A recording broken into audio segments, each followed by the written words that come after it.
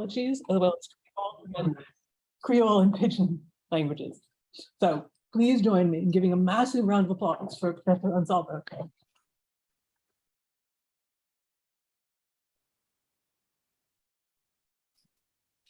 Hi, good morning. Can you hear me well? Yep, we can hear you. Yeah, thank you, everyone. Thank you for having me. It's great to have the opportunity to talk to you today. I know that we don't have a lot of time, so I get straight into it, and I hope to leave as much time for questions and answers as possible. If you want to just raise a hand and stop me anytime to clarify something, please just feel free to do so. I assume that somebody will be monitoring the chat for online questions, and happy to answer those as well. Now, as you see from the title of my talk today, I'm making a bit of a strong claim, a bit of a cheeky claim, but I think that in what I have to say, you will agree that there are a number of things that we need to rethink in how we have been addressing the issue of Creole evolution. And what my title refers to is really Creole Exceptionalism as that set of ideas and theories that argues that there is something very special about Creole languages. And usually the special is given as either a particular way in which they develop in the learning or acquisition process, and or in the particular features, grammatical features that they exhibit.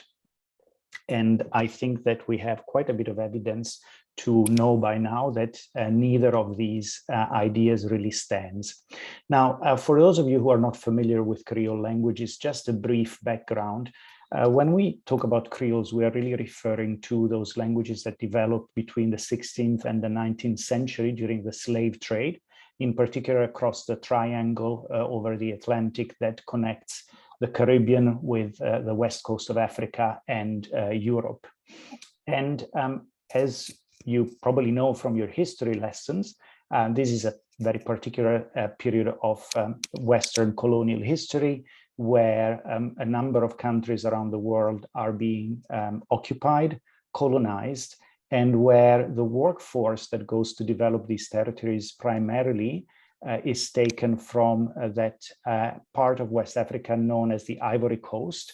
And these are enslaved populations that are captured, taken away from their country, ferried over across the ocean, and eventually sold to colonial settlers in the New World.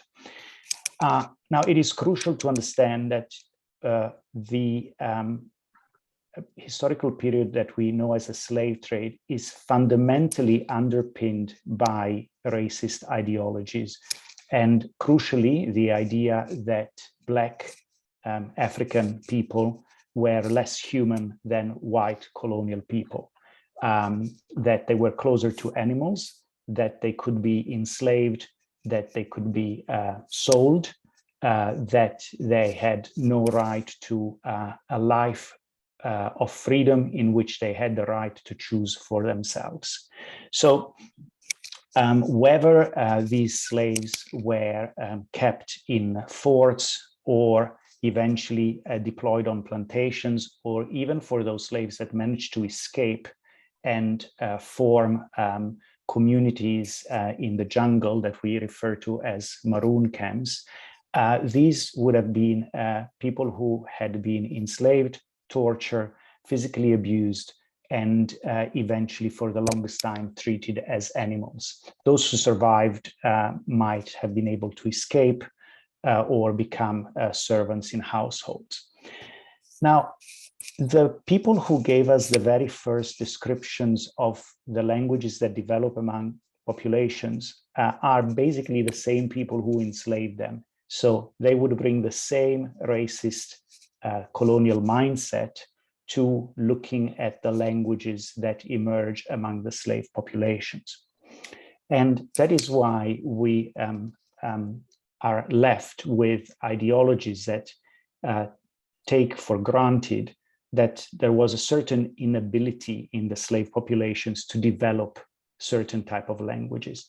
So normally, As you will have seen from the readings that were assigned in preparation for this talk, we can look at the exceptional traits that are ascribed to these languages as developmental traits, referred to in terms of transmission bottleneck, meaning that a certain linguistic system was unable to be passed entirely from whichever group to the slave groups.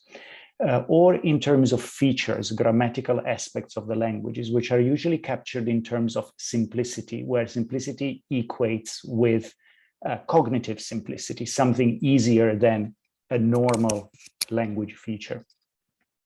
Now, my claim in this talk is that these exceptionalist ideas are not born out of empirical observation and solid theory building, but rather are born out of white racist ideologies that are generated by colonial assumptions of Black inferiority. That doesn't mean to say that it's only white who embrace these theories. In fact, as Michel de Graaf, one of the authors of the readings that I assigned, makes it clear, white ideologies can and have been embraced by people of all races and cultures that have subscribed to the Creole exceptionalist idea. Having said that, the Creole exceptionalism myth, as some of us know it, has also been deconstructed in a number of publications by myself and by other Creolists who, like me, think that there is something ideologically faulty with these approaches.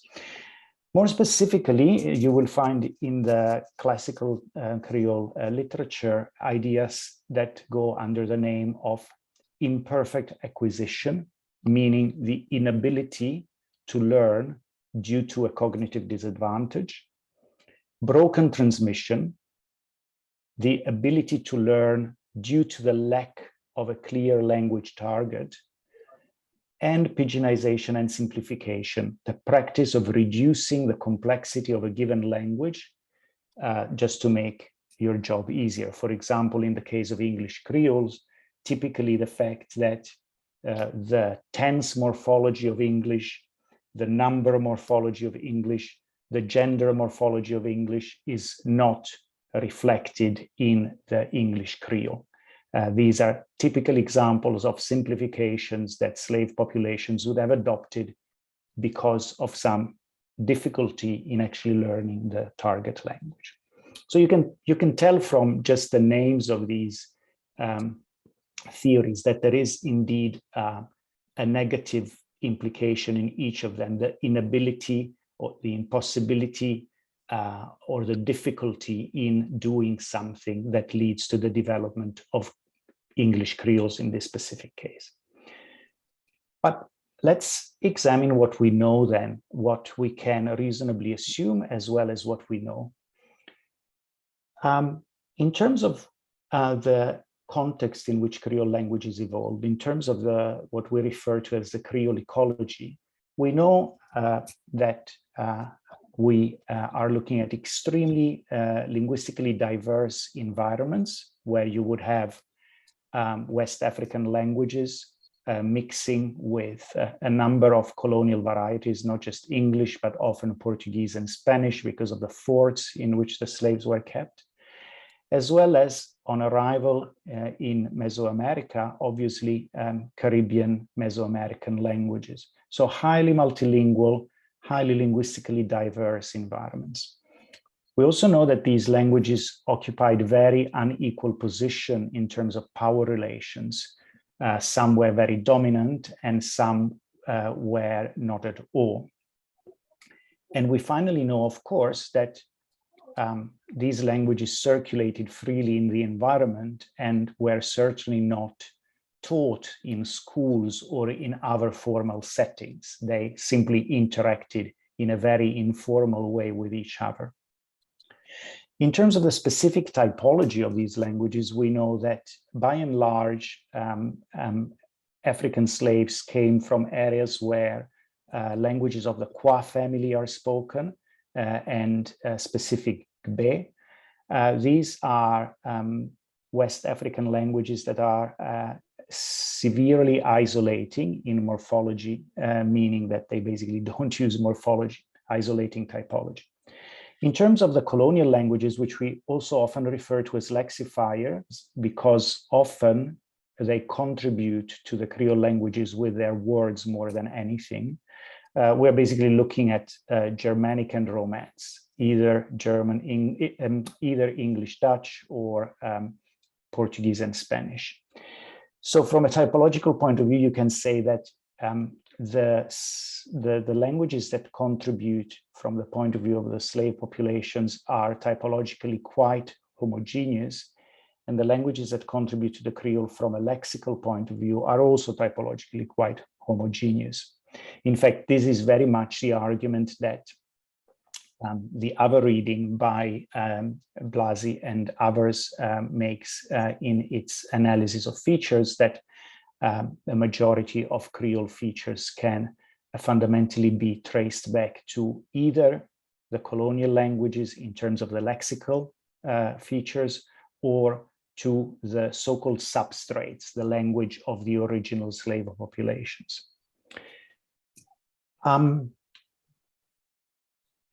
When we look at the evidence that we have, we see that we have extremely little evidence to back up any kind of exceptionalist theories. For one thing, we have to note that no Creole language was ever longitudinally documented, measured, and analyzed. This is not evidence against anything, but we simply must appreciate the fact that we have absolutely no database to let us observe in a scientific manner what the evolution of a Creole language looks like over time. So any claim of transmission being broken, interrupted, or else is basically conjecture. We also need to know that we have no evidence of any development from a simple pidgin-like language to a Creole. This was the theory that Derek Bickerton developed, and that supported a majority of development in Creole studies, and was eventually fundamentally proven wrong by scholars such as Jeff Siegel and Robertson. We further have absolutely no evidence from a neurolinguistic point of view that complexity of form or morphological richness means cognitive complexity. But on the other hand, we have a lot of evidence, as the study by De Biasi and others shows, that grammars are being robustly transmitted even in Creole settings. So when you look at the balance of evidence for and against or absent, there is a lot of reason to believe that the foundations of Creole exceptionalism are fundamentally faulty. And as a final thought, it's quite curious to compare the context of Creole formations in the Caribbean with the contexts of Creole formation or lack thereof in Southeast Asia.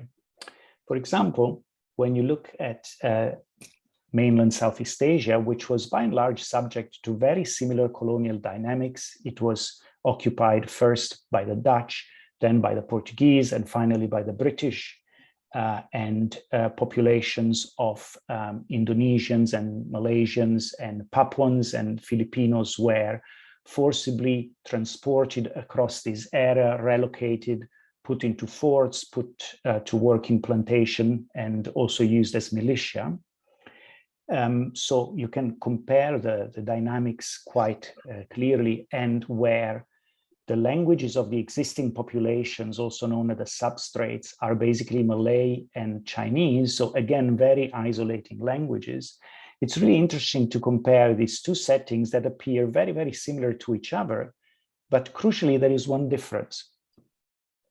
In Southeast Asia, there is hardly any English-based Creole compared to the Caribbean, where there are a lot. I know that you will hear more about it in the next plenary by Lisa Lim, but here is just an interesting thought, and that is the fundamental difference of the ecology of English in Southeast Asia, as you will hear, is that there the presence of English was heavily represented through formal contexts, in other words, through schools.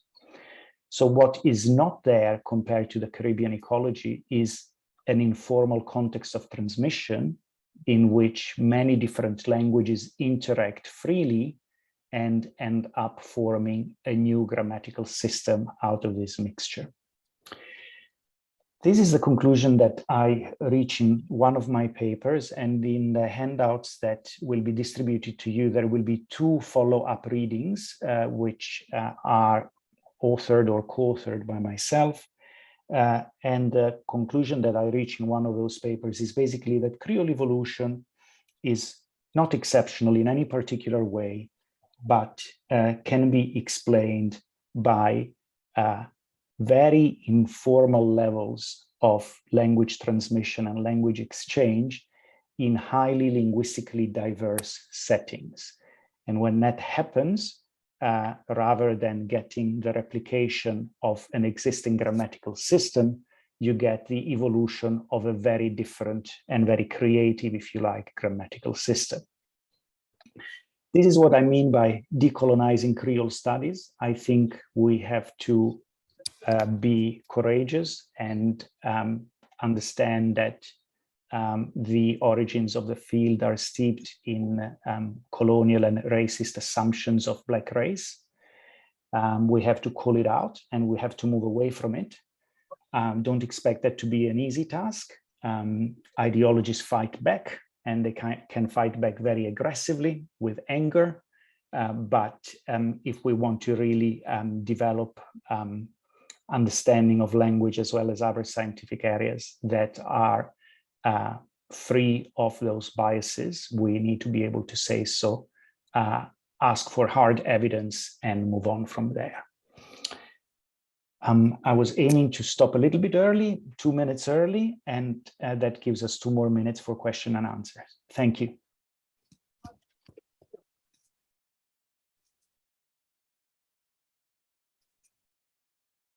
Okay, thank you so much. Do y'all have any questions for our esteemed guest? Right, thank you so much.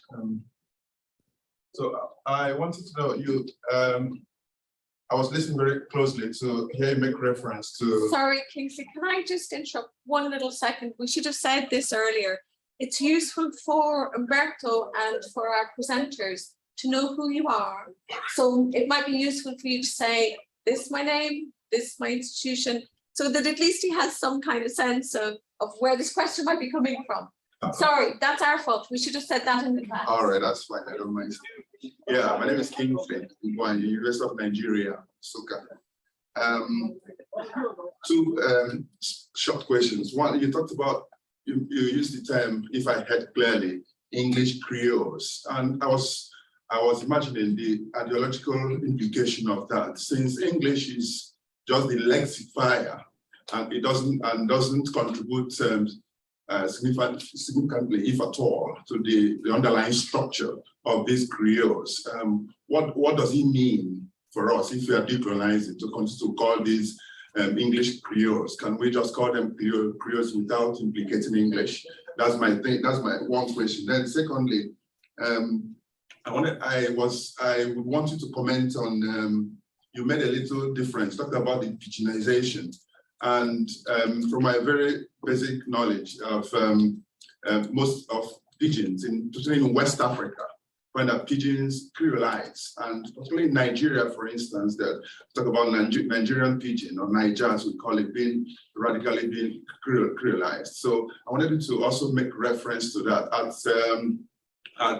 what's different between the Creoles you mentioned in the Caribbean and what seems to be developing in West African pigeons. Thank you.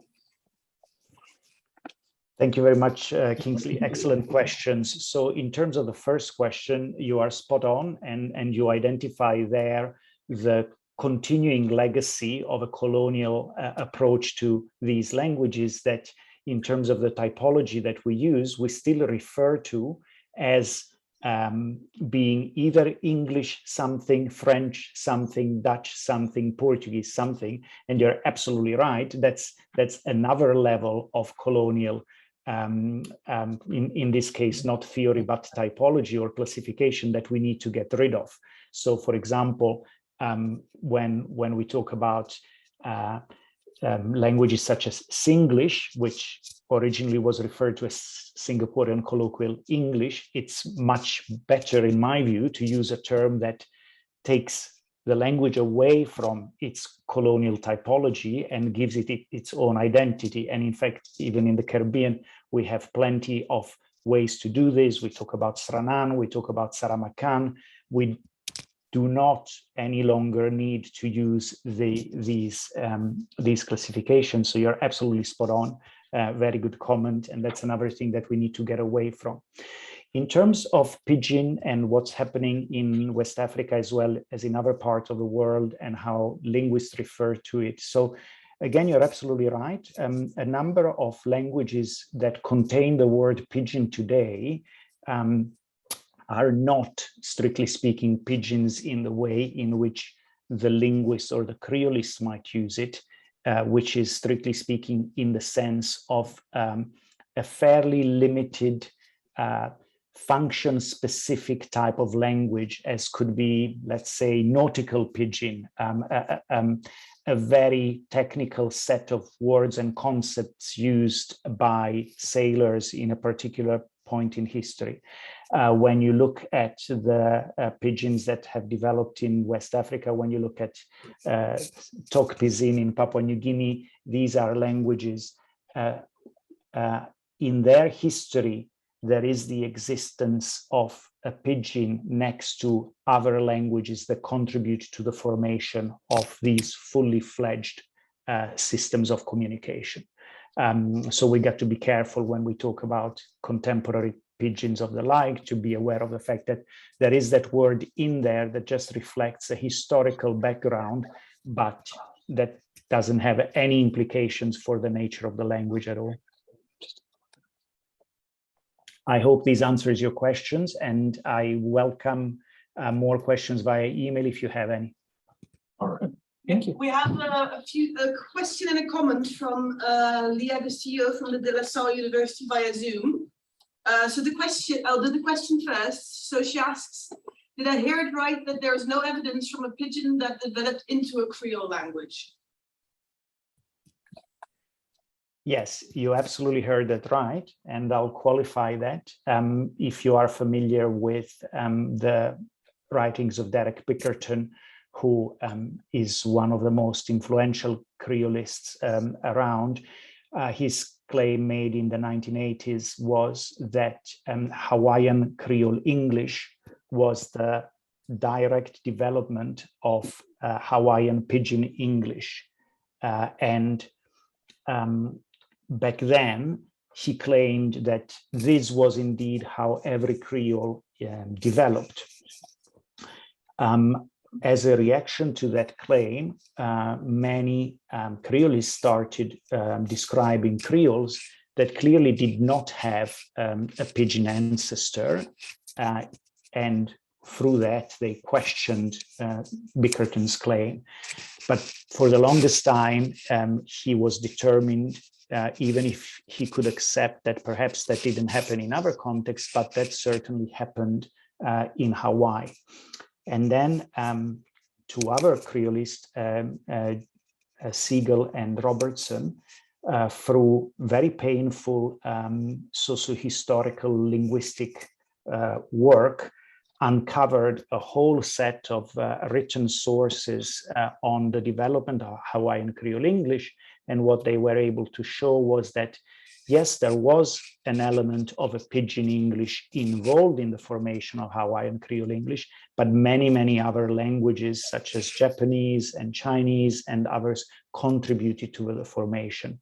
So that it is very hard to claim that there is a linear development from one Pidgin to one Creole. But what you do observe in some contexts is that in the early history of a Creole, there are also Pidgin varieties that contribute to that development. Thank you. We also have a comment also from Leah Castillo. I'll just read it out. So she says, here in the Philippines, we still have the Chabacano language speakers. This language developed from Spanish-based Pidgin. The Spanish married the locals, producing children, and speak what is referred to as Chabacano language. Absolutely, yes, and it's a very, very interesting language, and the Philippines is quite rich. There is more than Chabacano, but definitely that is the better known one, and it's a very interesting variety to study. Any more questions from anyone in the hall? Oh, one from me. I have just a very short one. First of all, thank you, Umberto. That was absolutely wonderful. Thanks to all the other questions, which were again really making us feel brave, like Julie mentioned this morning. I suppose one of the things that I've often thought about is in relation to Irish English, that sometimes some of the arguments that I have made, rather similar to yours in terms of this whole exceptionalism or not argument, that the bottom line effectively is they are languages. And often if you, for instance, take perhaps a kind of genitive perspective and think of language with a capital L, that helps you get over this hurdle of seeing them as something different and something other. And I obviously don't want to go as far as the kind of bioprogram hypothesis from that perspective, but there is a sense in which I think that really does help that kind of argument. And I just wondered what you thought of that. Absolutely, thanks for that. That is essentially one of the central lines taken in Michel de Graaf's scholarly work, that really, if we accept that there is one linguistic capacity that develops in the same manner in all humans, because we are all similarly wired, then it becomes extremely difficult to claim that there would be very anomalous type of processes and that that they lead to a completely different outcome. You can also make a similar argument without invoking universal grammar, which is the argument that I have made, and that is that what we need to do is that we need to shift our default perspective from thinking that language is transmitted as a whole from one single system into the next, and instead look at the fact that across the world and in many societies and throughout time, languages are constantly in multilingual interactions with each other, and children and people who learn it pick features and rework them for their own use and for their own purposes. After all, even in very monolingual societies, every generation speaks slightly different, right? Why is that the case? That is because there is a natural creativity in the way in which we receive language and in the way in which we produce language. And now when you put that in a highly volatile, linguistically diverse, unconstrained setting, then you can imagine how much of that creativity you can get into the system. Brilliant. Thank you so much. Thank you. Thank you. I wish you a good conference. Fantastic. You should probably. Thank you. Thank you.